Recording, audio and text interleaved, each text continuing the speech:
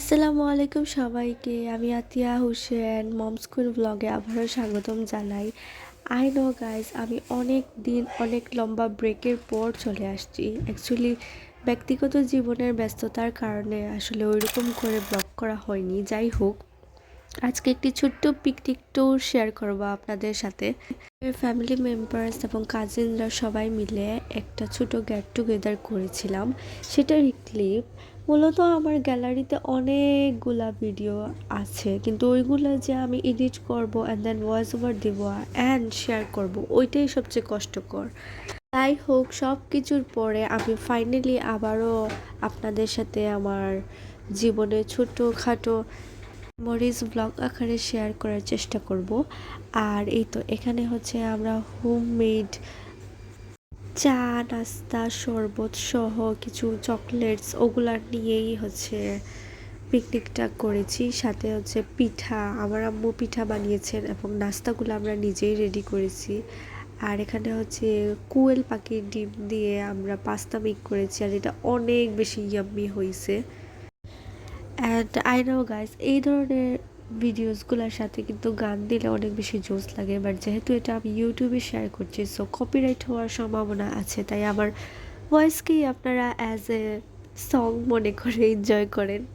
আর এখানে হচ্ছে আমি ছোট একটা পুডিং বানিয়েছিলাম, এটা অনেক বেশি টেস্টি অ্যান্ড সুইট হয়েছে। আর এটা হচ্ছে এগ স্যান্ডউইচ, অ্যান্ড দেন একটু চকলেটগুলো আমার ছোট ছোট ভাইজি ভাইফুদের জন্য, ওরা অনেক বেশি লাইক করে আর আমিও লাইক করি। চেষ্টা করছি প্রতিটা আইটেমের সাথে একটা করে ক্লিপ নেয়ার, অ্যান্ড আই হোপ সবগুলো আসছে, এখানে কোনো কিছু মিস হয় নাই। আমার কিন্তু এখনও শরীর অনেক বেশি খারাপ, আপনারা সবাই আমার জন্য দোয়া করবেন। ভাঙা গলা দিয়ে ভয়েস দিচ্ছি।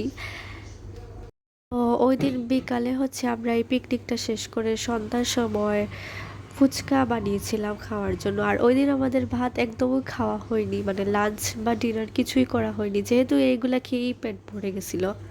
গাইস, আমার সবচেয়ে বেশি ফেভারিট হচ্ছে ফুচকা। মানে আমার কাছে মনে হয় আমাকে যদি সারাদিন কেউ ভাত না দিয়ে জাস্ট ফুচকাটা দিয়ে দেয়, আমি ওইটা দিয়েই পেট ভরে খেতে পারবো, এত বেশি ভালো লাগে।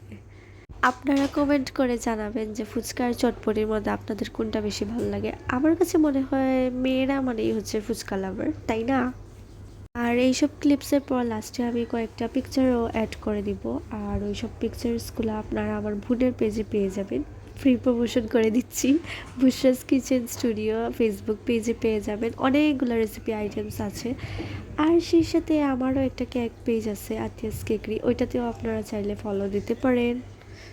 কমেন্ট করে জানাবেন আজকের এই ছোট্ট ব্লগটা আপনাদের কেমন লেগেছে। যদি ভালো লেগে থাকে আর আমি ভালো ভালো রেসপন্স পেয়ে থাকি, তাহলে এইভাবেই শেয়ার করার চেষ্টা করব।